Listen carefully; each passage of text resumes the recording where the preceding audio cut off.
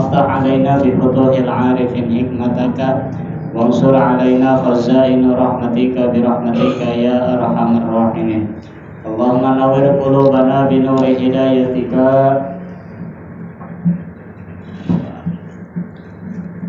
كما نورت الأرض بنور شمسك أبدا أبدا. اللهم انفعنا بما علمتنا وعلمنا ما ينفعنا وزدنا علما برحمتك يا أرحم الراحمين. قالوا سبحانك لا علم لنا إلا ما علمتنا إنك أنت العليم الحكيم. رب اشرح لي صدري ويسر لي أمري واحلل عقدة من لساني يفقهوا قولي. ربنا إنك جامع الناس اليوم لا ريب فيه إن الله لا يخلف الميعاد. ربنا افتح بيننا وبين قومنا بالحق وأنت خير الفاتحين والحمد لله رب العالمين. قال المصنف في هذا الكتاب رحمه الله تعالى ونفعنا بعلومه آمين. بسم الله الرحمن الرحيم. واعلم أن النبي صلى الله عليه وسلم لما بلغ من العمر 40 سنة نبأه الله تعالى في يوم الاثنين في شهر ربيع الأول وأرسله لكافة للناس بشيرا ونذيرا. ولما بلغ صلى الله عليه وسلم من العمر 51 سنة ونصفا أسري بجسده وروحه يقظة من مكة إلى بيت المقدس إلى آخر القصة. Sadaqallahul Adzim. Para jamaah mushola husna yang insya Allah dimuliakan Allah Subhanahu wa Ta'ala, dengan adanya kita di bulan Rabiul Awal, kita akan membahas tarikh kelahiran daripada Nabi kita Sayyiduna Muhammad Sallallahu Alaihi Wasallam. Memang kalau kita menceritakan tentang Nabi, jangankan satu malam ini nih, dari mulai maghrib sampai subuh, jangankan satu malam, satu bulan, satu tahun, bahkan seumur hidup kita, kalau kita menceritakan tentang Nabi itu tidak ada habisnya. Saking apa? Saking sempurnanya akhlak yang dimiliki oleh Nabi.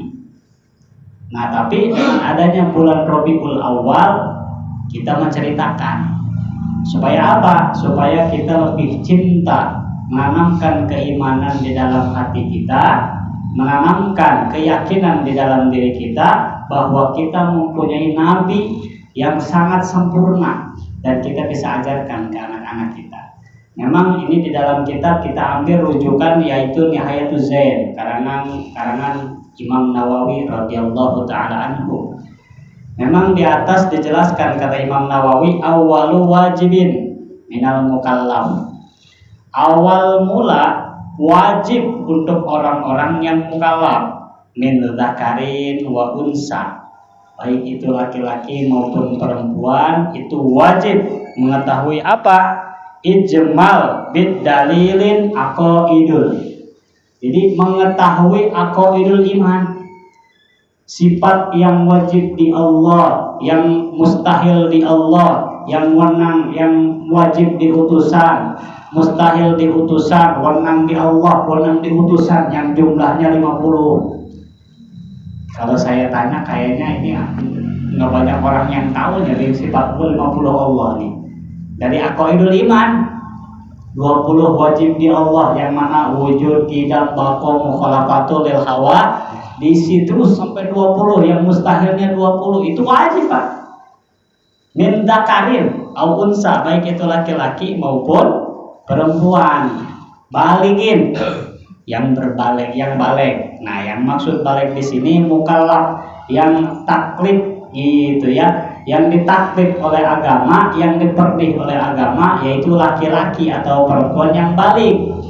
Balik itu Pak, usia sempurna bagi pria 15 tahun, atau dia sudah mimpi keluar air mani. Gitu ya, itu kata bahasa kita. Kata bahasa kitanya sperma, mimpi. Nah, itu sudah ditaklif, meski belum umur 15 tahun, itu orang udah mimpi. Nah, berarti udah ditaklif sama agama, udah wajib. Gitu ya. Apalagi perempuan bangsa Komariahnya yaitu 9 tahun bangsa Komariah, atau dia udah keluar air mani mimpi, atau keluar getih haid, kata bahasa kita menurut orang kampung Jawa mah keluar men apa bukan kotoran, men aja lah ya, sama dirangkas juga men sama.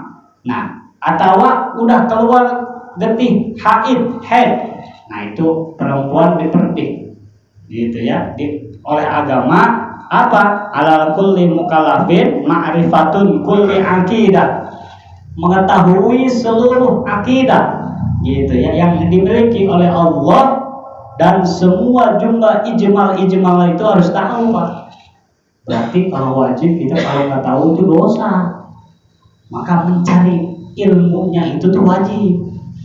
Nah ini nih kelakuan kita yang seperti ini nih, pengajian tiap minggu, ada yang mingguan, ada yang syahriahan, itu sebetulnya wajib kan, gitu ya. Supaya apa? Ketika kita tidak tahu, gitu ya, itu bisa dihapuskan, bisa bisa dikifaratkan, bisa diampuni oleh Allah Subhanahu Wa Taala ketika kita nggak tahu. Jangan jauh-jauh ketika sholat, gitu ya, kita belum sempurna mengetahui ilmu sholat, tapi kita dibarengi dengan kegiatan, kita ingin tahu, masuk ke majlis-majlis, kita tujuannya supaya tahu tentang ilmu ibadah, insya Allah kesalahan kita diampuni. Begitupun ini ilmu aqaidul iman, meskipun kita belum sempurna mengetahui, cuman hanya tahu secara ijmal global, gitunya, hanya tahu sifat yang wenang yang wajib di Allah 20, yang mustahil di Allah 20, yang menang di utus, yang wajib di utusan 4, mustahil di utusan 4, menang di Allah 1, menang di utusan 1, dan lain sebagainya, hanya tahu ijmal. Nah, tapi kita sambil gitu ya, sambil apa? Sambil kita mengikuti kajian-kajian. Nah, ketika kita tidak tahunya, itu dosa-dosa kita diampuni Pak, utuh. Dan sungguh ruginya orang yang meskipun dia tahu, gitu ya, meskipun dia hanya sekedar tahu ilmu, tapi dia tidak dibarengi dengan kegiatan taklim, ketika salahnya tidak akan diampuni oleh Allah. Apalagi yang udah nggak tahu, sama ulama nggak deket, ke majelis telok haram jadah itu, udah deketan kurang. Sholat daek gitu ya Pak Fahri ya, sholat telok daek, ke majelis nggak suka, sama kiai hewa sih tuh. Gitu. Kalau orang kampung Jawa gotong kurang. Kalau ada orang kampung Jawa kayak gitu paling gotong, pindahkan kurang. Jangan ditinggal di kampung Jawa, gerin dia mah. Gitu ya. Nah ternyata awal yang wajib diketahui oleh kita. Nah bahkan di sananya Pak lebih lebih detail lagi kepada siapa kita mengajarkan, alal abai summal wasi awil qayyim. Ketika kita sudah menjadi bapak, kita semua nih telah menjadi bapak, kita mempunyai anak. Nah itu anak yang pertama kali ilmu yang harus diketahui aqaidul iman Pak. Nah neng, ingat ya, Allah itu mempunyai sifat wajib 20. Ajarin nama kita. Wujud kidam bakok, itu terus ajarin nama kita tuh yang wajib. Jangan ini makasih HP kadang-kadang diajarin nama bapaknya sama ibunya. 5 bebek kecil berenang, wek jadi kan itu naga wek ya anak. Gitu ajarin ya. Wujud kidam bakok, bari ngais anak. Pak Ustadz masih baik atau nggak jadi masalah, pendengarannya nggak tahu Pak, normal. Makanya ketika brosot lahir ke alam dunia, itu kan sunnah, diadankan telinga kanan, dikomatan telinga sebelah kiri, supaya apa? Memori yang pertama terdengar yaitu suara kumandang adzan. Itu makanya ketika ngasuh juga nggak jadi masalah, gitu ya. Awal wajibin alal aba.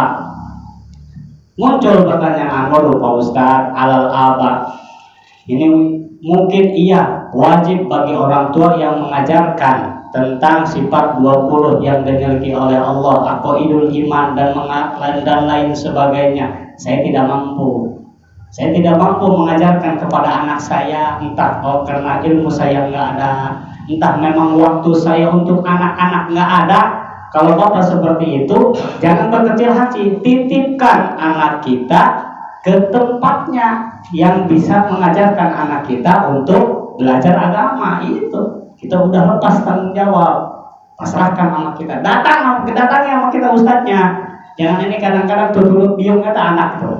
Anak mengaji kemana orang tua atau nyawa acan. Nah jangan seperti itu, gitu ya.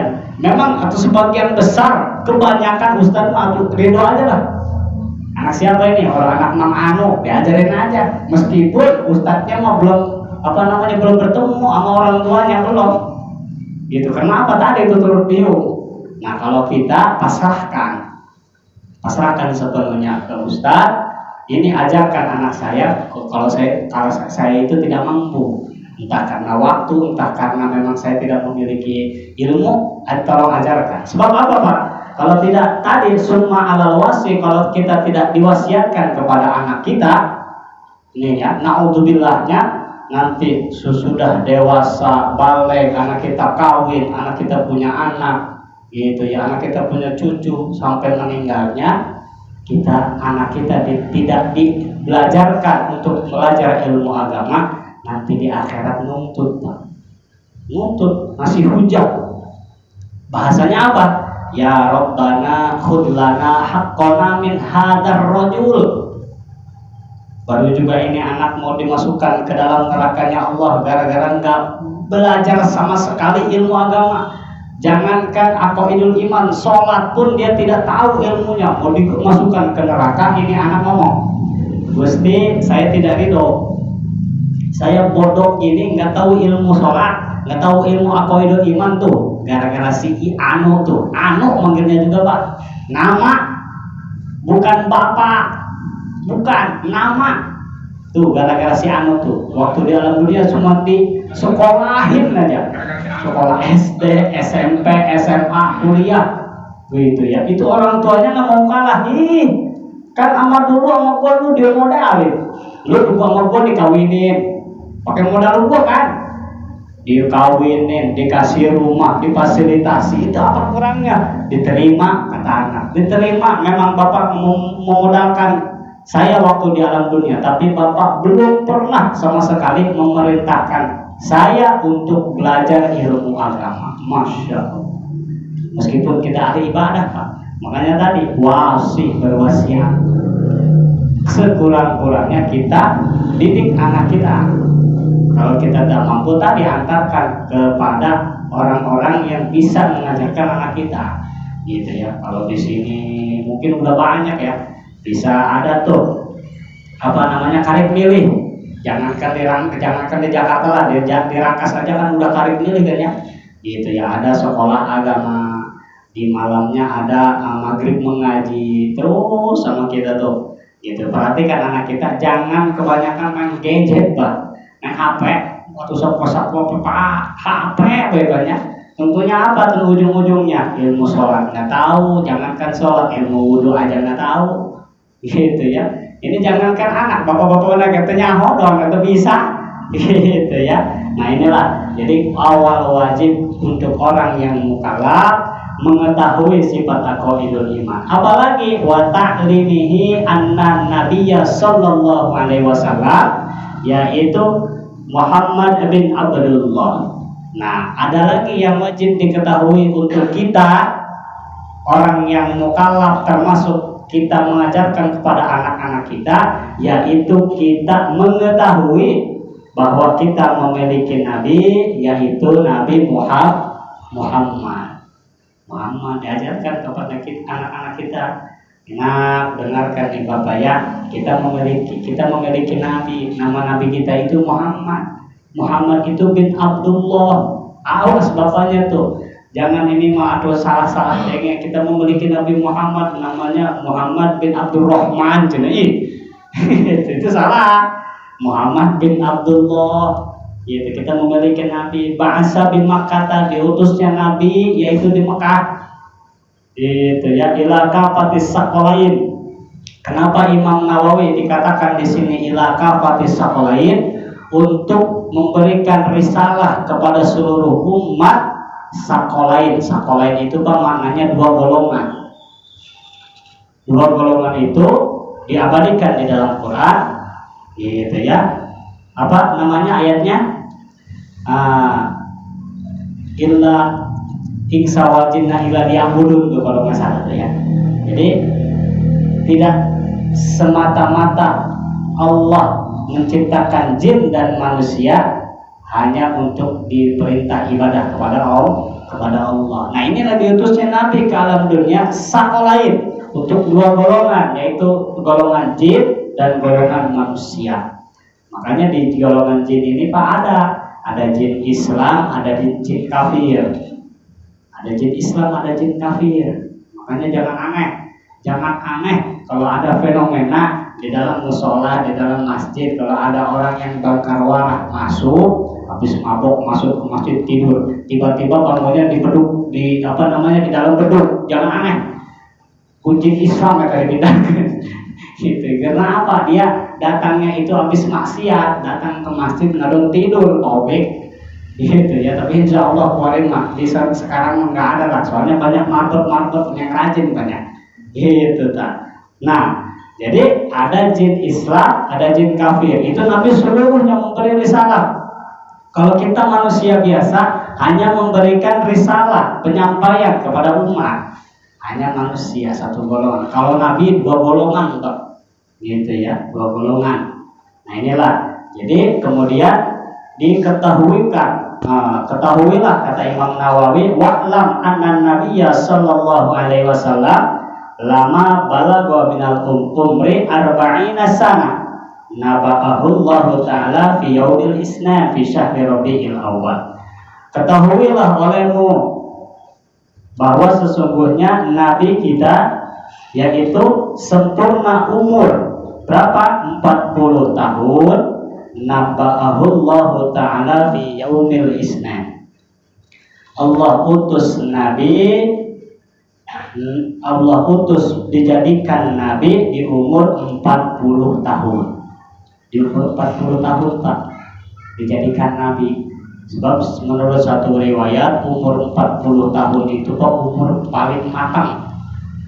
Bahkan kan Imam Syafi'i punya imam kita itu ada muncul kaul qadim, ada muncul kaul jadid. Nah kaul qadim ini kaul ucapan Imam Syafi'i yang sebelum umur 40 tahun.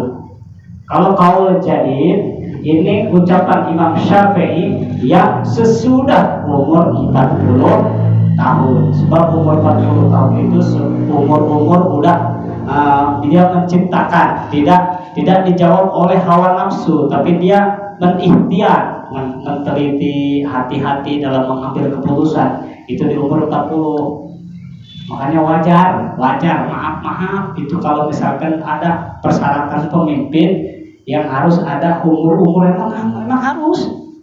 Sebab apa? Kalau di bawah umur 40 itu nafsunya berkubu-kubu Pak. Itu ya, nafsu bergerolak nih. Gitu ya. Jadi, sehingga nanti yang keluar itu bukan hujah, tapi amarah, nafsu. Gitu. Jadi kesananya ngacak-ngacakan. Nah inilah kembali. Jadi Nabi itu diutus oleh Allah di umur 40 tahun. Nah, Imam Syafi'i ada kaul qadim, ada kaul jadid. Kaul qadim Imam Syafi'i sebelum umur 40 tahun dan sesudah umur 40 tahun namanya kaul jadid. Apa di antaranya masalah yang ada di dalam kaul qadim dan kaul jadid? Jangan jauh-jauh, kita ambil referensi di dalam Abi Suja, kitab Tausyih Ibnu Qasim. Dijelaskan kata Imam Syafi'i di situ kaul qadim dan jadid ada pembatalan wudu Pak. Kata kaul qadim pembatalan wudu, kita memegang, mohon maaf, bunderan pantat kita. Kaul qadim gitu ya, itu dipegang sama kita, dipegang mau itu yang selaput depan maupun yang belakang itu nggak batal. Kalau kaul qadim. Tapi kalau jadid mengatakan batal. Kita memegang bunderan dubur kita, gitu ya. Dubur kita dipegang, bunderannya itu kita mempunyai wudhu dipegang, itu batal menurut kaul jadid. Nah, bagaimana kita menyikapinya? Kata para usul fikih dijelaskan, kalau ada permasalahan antara qadim dan jadid, ambillah kaul jadid, kaul yang sesudah, kaul yang 40 tahun ke atas. Berarti kalau kita memegang kubul, bunderan kubul, itu hukumnya batal kalau kita punya wudhu, gitu ya. Nah, berbeda dengan, mohon maaf, berbeda dengan zakar kubul. Kalau kubul gitu ya, dipegang selama tidak batinil yadain. Batinil yadan ini yang putih, Pak. Dipegang sama kita sama yang putihnya. Kalau dipegang sama yang putihnya seperti ini, contohnya, nah itu batal. Tapi kalau untuk belakangnya ini nggak batal. Umpamanya Bapak punya wudhu, atel garawan pakai ini, Pak, gitu ya. Cuman kabina-bina doang digaruk-garuk gitu ya. Nah itu padahal nggak batal. Nah ini sedang berbicarakan wudhu. Akhirnya di sini Nabi diutus oleh Allah Subhanahu Wa Taala di umur 40 tahun. Di hari apa itu? Fi yaumil isnin, di hari Senin, gitu ya. Fi syahri Rabiul Awal, di bulan Rabiul Awal. Ternyata di hari Senin itu banyak kejadian, Pak, khususnya untuk Nabi di hari Senin. Maka kata Nabi, inni la yuhibbu, gitu ya, la uhibbu yaumil isnan li'anni wulidtu wa amutu, kata Nabi. Sesungguhnya aku sangat mencintai hari Senin, kata Nabi. Karena kata Nabi, wulidtu wa amutu, karena aku dilahirkan hari Senin dan aku wafat pun di hari Senin, gitu ya, di hari Senin. Sama kan ya, kalau kita menceritakan secara ringkas, itu Nabi lahir di hari Senin bulan Rabiul Awal, sama wafatnya pun di hari Senin tanggal 12 Rabiul Awal. Maka kalau ada gitu ya, kita mengadakan maulid Nabi itu semata-mata bukan hanya maulid Nabi, tapi haulnya Nabi juga sama di bulan Rabiul Awal. Beda dengan Syekh Abdul Qadir, Pak Mardi. Kalau Syekh Abdul Qadir lahirnya itu tanggal 1 Ramadan. 1 Ramadan. Wafatnya Syekh Abdul Qadir yaitu tanggal 10, kalau tidak salah 10 Rabiul Tsani. Kalau orang kampung Jawa maka disebutnya silih mulut. Nah, silih mulut, lihat, silih mulut tanggal 10. Nah, makanya suka ada muncul peringatan haul Tuan Syekh. Haul Tuan Syekh. Nah, itu terjadi di tanggal 10 Rabiul Tsani. Nah, untuk Nabi kita itu gampang dihafalkannya, Pak. Gampang untuk diajarkannya ke anak-anak kita. Nabi lahir tanggal 12 Rabiul Awal, meninggalnya pun tanggal 12 Rabiul Awal. Ingatkan sama kita, diajarkan ke anak-anak kita. Dan emang kewajiban kita, gitu ya. Jangan sampai keliru, gitu ya. Jangan sampai keliru. Nah inilah. Jadi kejadian diutusnya Nabi oleh Allah Subhanahu Wa Taala di hari Senin, tanggal di bulan Rabiul Awal. Wa arsalahu likafatan linnasi basyira wa nadhira. Dan Nabi juga diutusnya oleh Allah Subhanahu Wa Taala untuk menyampaikan risalah ke seluruh manusia, baik itu basyiron wa nadhira, kabar gembira bagi orang-orang yang beriman kepada Allah, beriman kepada Rasulullah, akan ada jaminannya, balasannya oleh Allah, dimasukkan ke dalam surga. Kata Nabi, ada nadhiro, orang-orang yang durjana, orang-orang yang melakukan maksiat, orang-orang yang melakukan dolalah, tidak nurut akan perintah Allah, tidak nurut kepada Nabi, akan ada nadhiro, ancaman bagi mereka, akan dimasukkan ke dalam neraka. Nah itu Nabi, Pak, dulu gitu ya, ditugaskan oleh Allah Subhanahu Wa Taala. Akhirnya turun temurun. Makanya di situ kan tidak sedikit Nabi mendapat ancaman, gitu ya. Tidak sedikit Nabi mendapat apa namanya bulian dan lain sebagainya, itu terus turun temurun ke waris-warisnya. Siapa itu? Para ulama. Makanya untuk para ulama, untuk para ustadz itu jangan kaget kalau ketika berdakwah dihujat sama jamaah, bahkan diasingkan oleh orang lain. Jangan kaget, itu tantangan bagi seorang dai. Jangan ini mah jadi dai pundung bapak ini. Jangan jadi dai kata mah. Jadi ustad pundungan ustad.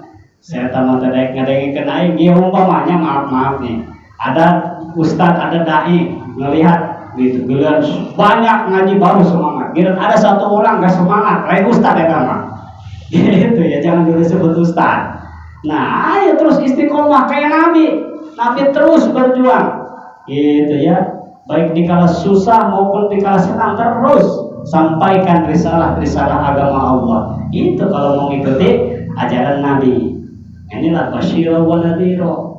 Walama balagha sallallahu alaihi wasallam minal umri ihda wa khamsina sanah wa nisfan. Nah, kemudian sempurna umur berapa? 51 tahun 3 bulan. Kalau tadi 40 tahun, sekarang Nabi berusia 51 tahun. Wanispan. Berapa itu? Nispan itu 3 bulan. Berarti 51 tahun 3 bulan. Apa yang terjadi? Usriya bijasadihi. Nabi di Isra Mi'rajkan, Pak. Nah, berarti kita tahu usia Nabi di Isra Mi'rajkan itu umur 51 tahun 3 bulan. 51 tahun 3 bulan. Ada nisbatnya wakati itu, ada separohnya di Isra Mi'rajkan oleh Allah Subhanahu wa taala. Gitu ya. Bijasadihi wa ruhihi yaqdotan lagi. Kalayan dengan jasad dan ruh yaqdotan. Nah, ini muncul pertanyaan, kenapa Imam Nawawi sampai menegaskan? Kok sampai ini ada kalimat yaqdotan, melek, berarti enggak mimpi. Menegaskan tuh kata Imam Nawawi, enggak mimpi di Isra Mi'rajnya Nabi. Sebab memang gitu ya, menaukidkan, menegaskan, mengkukuhkan. Sebab banyak sekali pendapat, apalagi kaum Mu'tazilah ya Pak ya, tidak meyakini adanya Nabi di Mi'raj, diisrokan gitu ya. Sebab gitu memang pendapat mereka itu, Nabi mah hanya ruhnya, jasadnya mah ada di Mekah, berarti apa? Mimpi namanya. Memang sih tercipta oleh akal kita. Orang yang mimpi Bang, jangankan 1 malam, 10 menit aja Pak, terus kalau mana Pak? Tadi mah ngimpi dia ada di pasar, tadi mah ada di rumah, tadi mah ada di mana-mana, ngimpi ya Pak. Nah, makanya kaum Mu'tazilah meyakini kalau Nabi itu hanya mimpi. Tapi ini Imam Nawawi menjelaskan yaqdotan, dari melek. Sadar Nabi bijasadihi, muncullah dalil Allah Subhanahu wa taala, subhanalladzi asra bi 'abdihi. Gitu ya. Jadi bi 'abdihi, kalimat bi 'abdihi di sini nya jasad, nya ruh. Jasad, abdi, seorang hamba. Gitu ya, seorang hamba di Isra Mi'rajkan. Makanya kalau ada orang yang tidak meyakini adanya terjadinya Nabi Isra Mi'raj, kan ada 2 pendapat. Kalau ada orang yang tidak percaya Isra artinya perjalanan dari Mekah ke Baitul Maqdis, itu dihukuman oleh agama murtad karena tidak meyakini ayat Allah subhanalladzi asra bi abdi. Sebab ayat yang lain, ara'aitalladzi yanha 'abdan idza shalla. Nah, itu dalilnya apa? Gitu ya. Yanha 'abdan idza shalla. Kalau udah kalimat abdan itu berarti ruh dan jasad, Pak. Nah, ini ayat di sini ditegaskan ara'aitalladzi yanha 'abdan idza shalla. Seorang hamba abdan, seorang hamba idza shalla, sedang mengerjakan sholat. Tidak mungkin ada seorang hamba sholat tapi dia sholatnya di mimpi, kan nggak mungkin gitu ya. Maka orang yang tidak meyakini adanya Isra dihukuman murtad oleh agama. Na'udzubillah min dzalik. Nah, untuk peristiwa Mi'raj ini banyak pendapat ulama. Maka memang bahayanya itu ada orang dihukumi yaitu fasik, munafik, itu orang-orang yang tidak percaya mi'raj. Alhamdulillah. Maka kalau kita yaitu ya ahli sunnah wal jamaah meyakini kalau Nabi di Isra dan di Mi'rajkan bi jasadihi wa ruhihi yaqdatan. Ruh dan jasad Nabi bari melek itu di Isra Mi'rajkan Nabi di umur 51 tahun 3 bulan. Dari mana? Min Makkah ila Baitul Muqaddas, dari Mekah gitu ya, Masjidil Haram ila Baitul Muqaddas, ke Baitul Maqdis, Baitul Muqaddas yang ada di Palestina gitu ya. Kemana? Summa urija minhu. Nah kemudian setelah perjalanan Isra Nabi alaihi salatu wassalam, dimi'rajkannya Nabi kemana? Ila samawatis sab'i, ke langit ketujuh, sampai langit 7 Pak, dimi'rajkan oleh Allah Subhanahu wa taala ke atas. Kemana? Ila sidratil muntaha, sampai sidratil muntaha. Nah, makanya ada ayat ya, gitu, ada ayat tuh, ila inda sidratil muntaha indaha jannatul ma'wa, bahwa sesungguhnya sidratul muntaha itu mendekati indaha jannatul ma'wa, di sekitar sidratul muntaha ada surga jannatul ma'wa di sidratul muntaha. Nah yang namanya sidratul muntaha di dalam kitab Daqaiqul Akhbar dijelaskan, sidratul muntaha itu Pak satu pohon besar yang mana di tiap-tiap tangkainya itu ada daun. Nah daunnya itu memiliki masing-masing nama makhluk yang hidup di dunia. Satu pohon memiliki tangkai dan daunnya itu seluruhnya memiliki nama.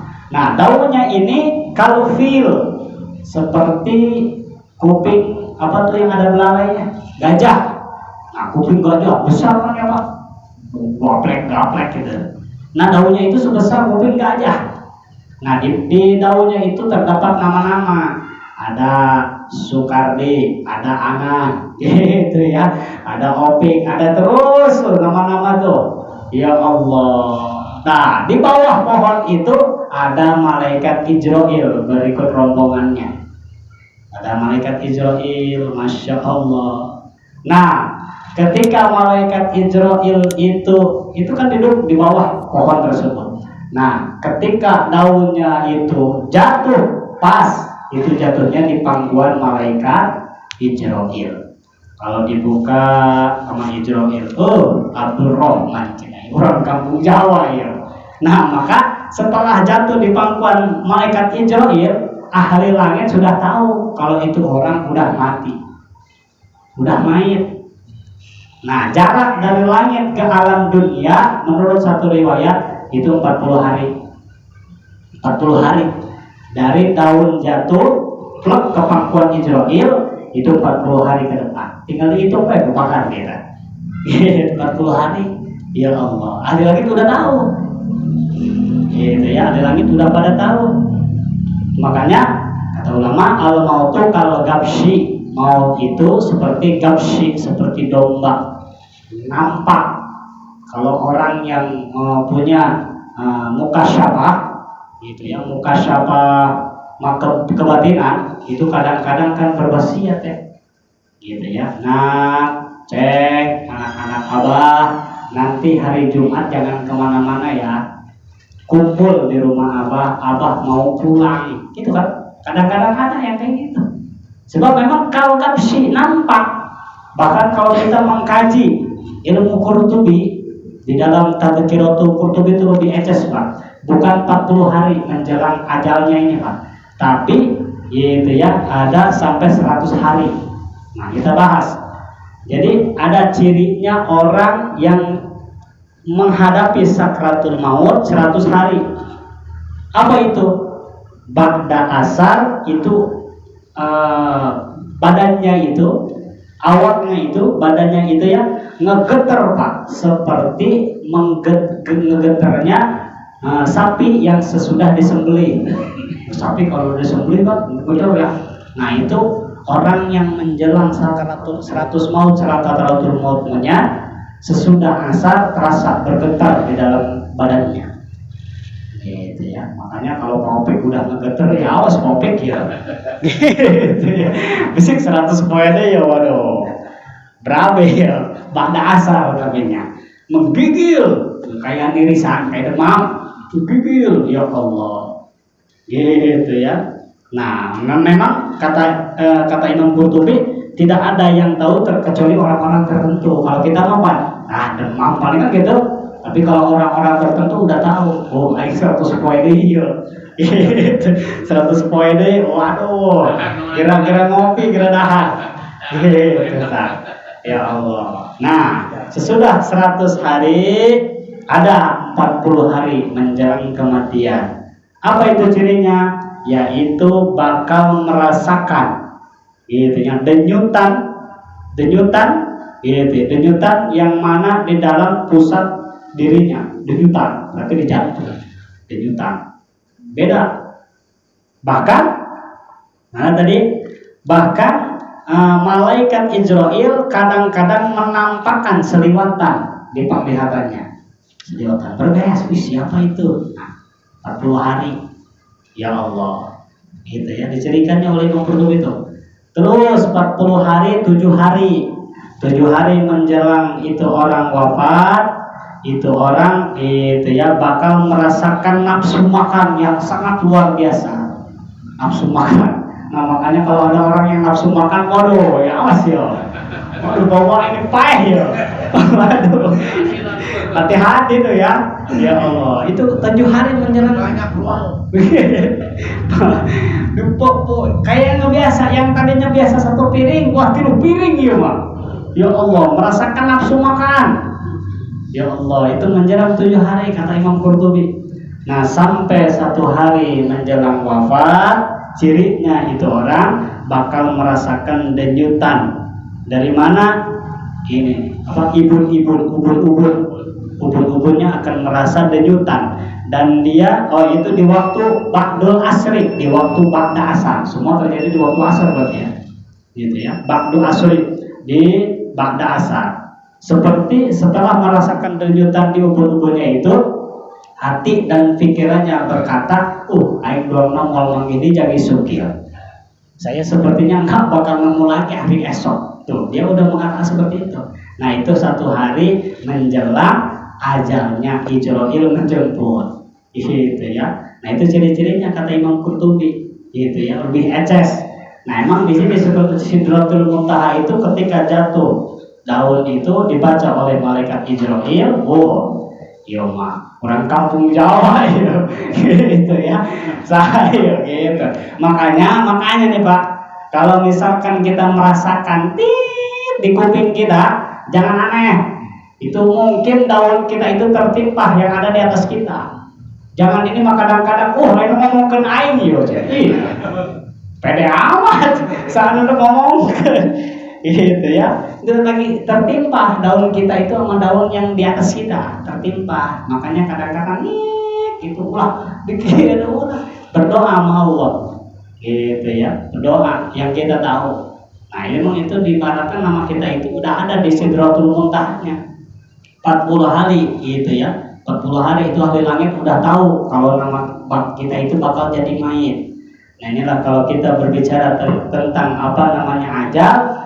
Nah itu terkena perasaan kan orang itu, gitu ya. Makanya berdoa sama Allah, Inna nas'aluka husnal khotimah wa na'udzubika min syarril aqibah. Mudah-mudahan gitu ya kita dimautkannya ketika kita meninggalkan alam dunia ini husnul khotimah, bagus penuntung. Gitu. Itulah sempurnanya manusia Pak. Gitu ya. Dibandingkan, mohon maaf, ada orang yang suul khotimah, mudanya rajin ibadah, aikunan uskolot, mabok, gitu ya, trek-trek, waduh, itu masalahnya tuh. Mendingan keneh banyak. Mendingan keneh yang mudanya dia bermaksiat luar biasa, udah tuanya taubat, namanya kayak itu. Tapi alangkah luar biasanya, dari mudanya ibadah sampai tuanya ibadahnya luar biasa, makanya husnul khotimah eta boleh.